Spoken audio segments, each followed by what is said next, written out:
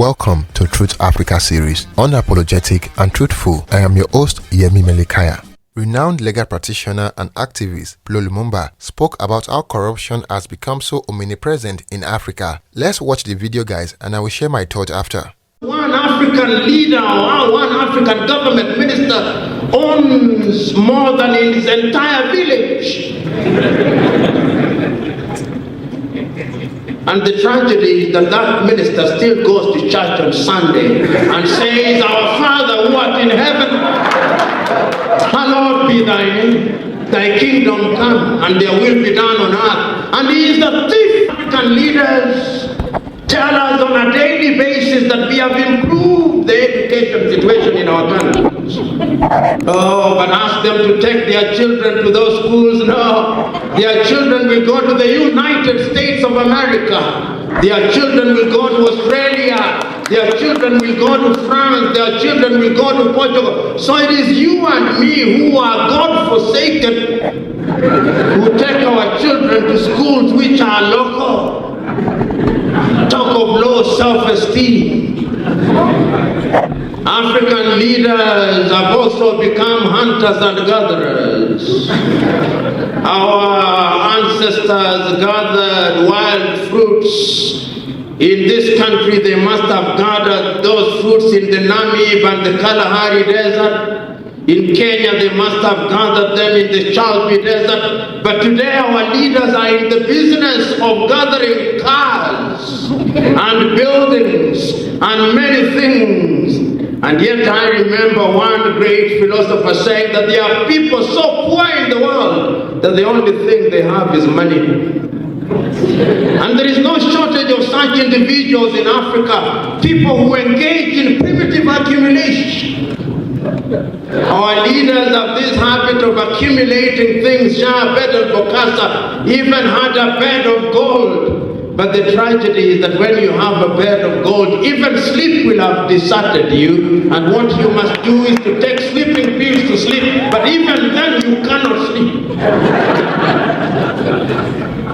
I'm submitting to us that the problem of Africa, as Chinua Achebe said, is simply and squarely a problem of leadership. That is the problem in Africa. And why do I say so? Experience has demonstrated without number that where the leadership is good and sound, Greg Mills, the great South African advising Paul Kagame and writing after the event, says that the problem of Africa and the reason why Africans are poor is because their leaders have made that choice. He said that poverty is now optional, but the African leaders have made the choice that they are going to worship at the altar of the gods of poverty. And I'm submitting to us that experience has demonstrated that poverty can be dealt with. If you look at other civilizations, you remember at one time Turkey, which was then known as the Ottoman Empire, was called the sick man of Europe. When Atatürk came in Turkey, he became a dictator. And when he was asked, "Why have you become a dictator?" he said, "I've become a dictator that there may be no other dictator in Turkey, but that Turkey should rise up from the morass of poverty." And today, when you go to your supermarkets, you get things called Ramptons from Turkey. They even have Turkish schools in Africa. That is Turkey built and midwifed by Atatürk. Leadership is the solution. We are quick to point out Singapore. When Singapore was being forced out of their union with Malaysia, many an obituary was written about Singapore. It was said of Singapore that it would go nowhere. This backwater city-state. But when you recognize that when you marshal your people and lead them into some direction, then they will realize their potential. Today, Singapore has a per capita income of nearly 35,000 United States dollars, and it is properly distributed. It is properly distributed. But the problem of Africa, if you allow me to digress a little, is that the per capita income in Africa doesn't begin to tell the story. The GDP of Africa doesn't begin to tell the story. Because one African leader or one African government minister owns more than his entire village. And the tragedy is that that minister still goes to church on Sunday and says, "Our Father who art in heaven, hallowed be thy name, thy kingdom come, and their will be done on earth." And he is the thief of gigantic proportions, stealing on an industrial scale.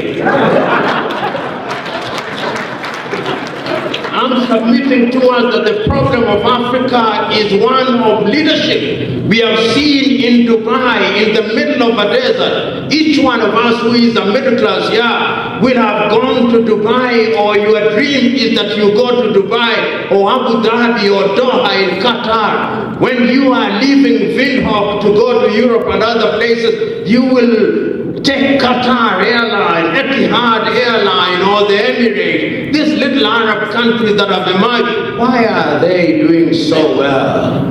Leadership. It all falls on and rises on leadership. It all falls and rises on leadership. If you have bad leaders you only attained independence the other day, and it doesn't come as instant coffee, but you can borrow from countries such as Denmark, countries such as Norway, countries such as Finland, countries such as Sweden, countries such as Singapore, so that by the time you are talking about your vision 2030, Namibia could actually have 80% employment. It is achievable. And with the discipline that I've seen here in Windhoek, where you obey traffic lights, where you have no garbage in your street, it is achievable because discipline is part of the solution. You can achieve it. But Namibia is an exception to the rule. But that is not to say that the many things cannot happen.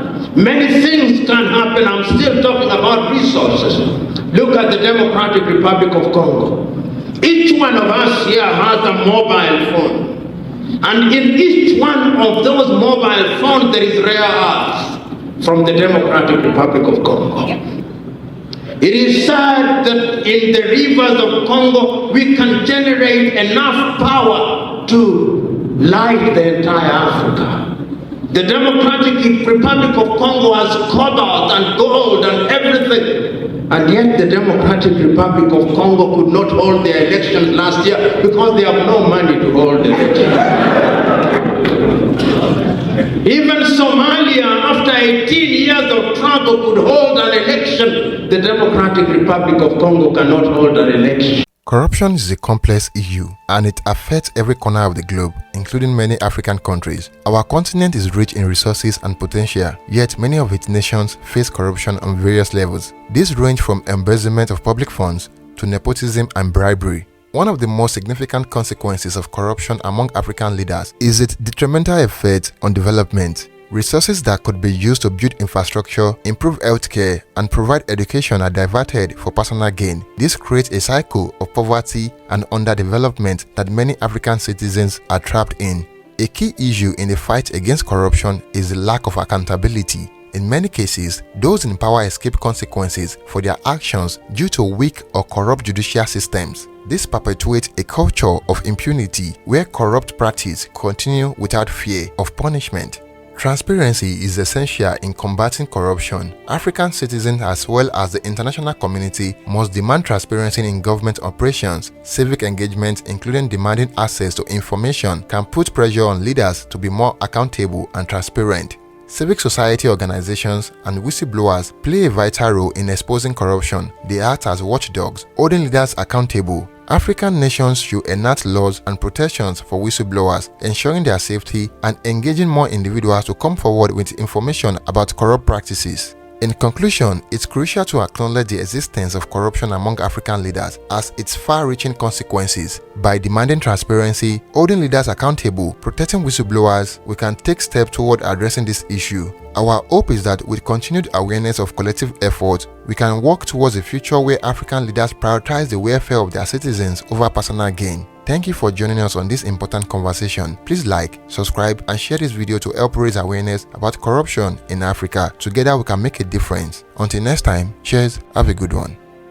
And there you have it, guys.